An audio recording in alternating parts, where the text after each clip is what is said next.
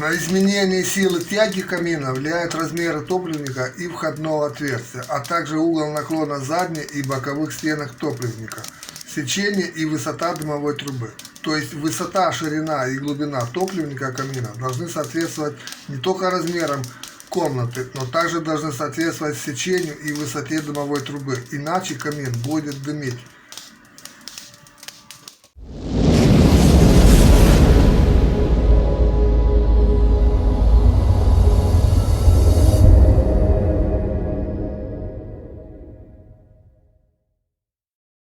Всем привет на канале Стройвагон ТВ. Камины согревают человека с древних времен и так же, как и печи, не утратили популярность среди населения и в наши дни.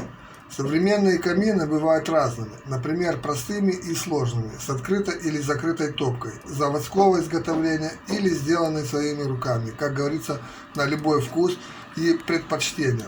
Но какими разными они не были, выбор конструкции камина всегда зависит от площади и объема помещения, в которую планируют установить это устройство. Для нормального функционирования камина в процессе эксплуатации очень важное значение имеет его топливник, точнее его размеры. Размеры топливника камина должны быть пропорциональны основным размерам помещения. Или, если выразиться по-другому, то в большую комнату можно установить камин с большой топкой, а в маленькой комнате с маленькой топкой. Объясняется это тем, что на изменение силы тяги камина влияют размеры топливника и входного отверстия, а также угол наклона задней и боковых стенок топливника, сечение и высота дымовой трубы. То есть высота, ширина и глубина топливника камина должны соответствовать не только размерам комнаты, но также должны соответствовать сечению и высоте дымовой трубы, иначе камин будет дымить.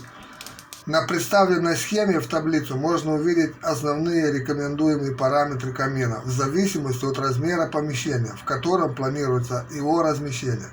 Для того, чтобы камин работал исправно и не дымел в помещении, рекомендуется придерживаться строго приведенных для удобства в таблицу данных. Тягу камина, а также его теплоотдачу можно усилить путем постепенного напуска внутрь задней стенки топливника примерно на 20 градусов. Верхнюю часть топливника сужают и образуют так называемую горловину, также для усиления тяги. Чтобы избежать перепада воздушных потоков, которые вызывают опрокидывание тяги и дымление камина в помещении, необходимо устраивать газовый порог, то есть дымовой зуб. Форма и размеры этого дымового зуба зависят от конструкции топливника и дымовых каналов. Приведенными в таблицу размерами камина рекомендуется придерживаться, если вы планируете построить камин из кирпича с открытой топкой.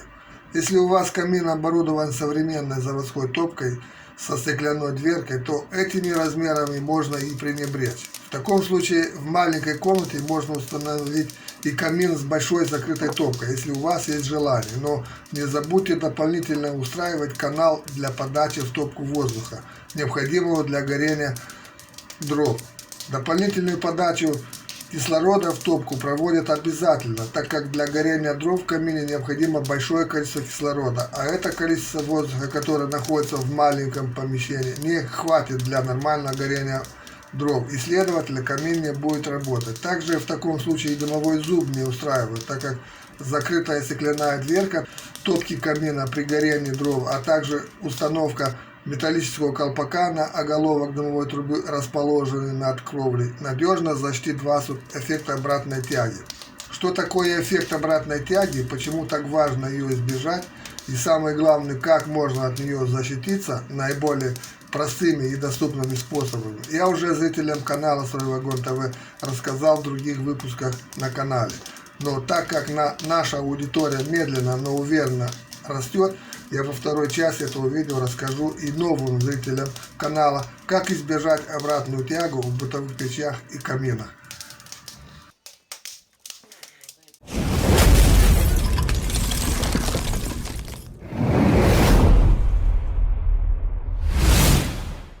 В городах, где много высоких зданий вокруг, а также в населенных районах, расположенных в горной местности, очень часто возникает еще такое явление, как обратная тяга в дымоходе, в результате которой весь дым из топливника поступает в помещение. Высота трубы для отвода дымовых газов, особенно над кровлей дома, имеет большое значение, потому что она прямо влияет на силу тяги печного устройства. Неправильно или неудачно выбранная высота трубы над коньком кровли не только снижает силу тяги дымовых газов, но и создает их обратное движение, то есть завихрение воздуха, в результате которой печь начинает выбрасывать дым в помещение. Такое явление называется обратная тяга, и многие из вас знакомы с таким явлением давно. Обратная тяга возникает по причине сильного ветра, который оказывает значительное влияние на движение дымовых газов в трубе. И, как я уже говорил, такое явление, как обратная тяга, особенно часто случается в городах и населенных районах, расположенных в горной местности.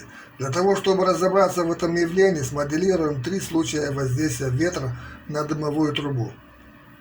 Итак, ветер дует строго горизонтально на трубу, и в таком случае он, натолкнувшись на дымовую трубу, изменяет свое направление в большей степени в сторону выходного отверстия трубы, то есть направляется вверх. В результате около трубы происходит разрежение воздуха, и дымовые газы как бы высасываются из дымовой трубы, и сила тяги в таком случае усиливается.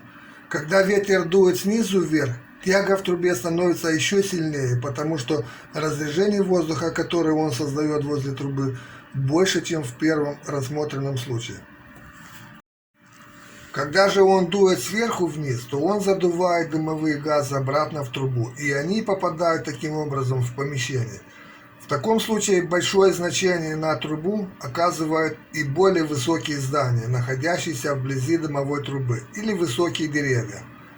Ветер в таких случаях, ударяясь в стену более высоких зданиях или деревьях, рикошетом направляется сверху вниз прямо на дымовую трубу и опрокидывает тягу. Поэтому высоту трубы над коньком кровли для избежания эффекта обратной тяги нужно вычислять уже для каждого случая отдельно. И это не так-то просто, как может казаться на первый взгляд. И в таких случаях уже всем известная схема расположения дымовой трубы над коньком может и не сработать. Но несмотря на все эти трудности, существует большое число простых методов, которые помогают снизить вредное влияние силы ветра на дымовую трубу. Они всем вам известны, например, как установка на дымовой трубе металлического колпака или зонта, способный защитить дымовую трубу от опрокидывания тяги. Также вместо металлических колпаков мастера-печники устраивают перекрытие из кирпича, который также очень хорошо защищает и имеет, кроме того, и приличный внешний вид.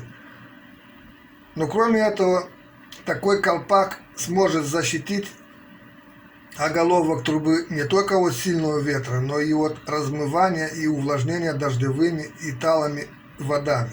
Также для избежания опрокидывания силы тяги применяют еще и дефлекторы различных конструкций, которые есть в большом ассортименте в продаже, как говорится, на любой вкус, или можно соорудить без труда своими силами. На этом все. Всем спасибо за внимание. Жду, как всегда, ваших комментов под этим видео. Хочу напомнить вам, что более подробную информацию вы найдете на страницах сайта стройвагон.ру. Тем, кто смотрит наш канал впервые, просим оформить подписку на новые обновления нашего канала. Думаю, что очень скоро встретимся опять в новом выпуске. Ставим лайки, комментируем это видео, распространяем это видео и оформляем подписку.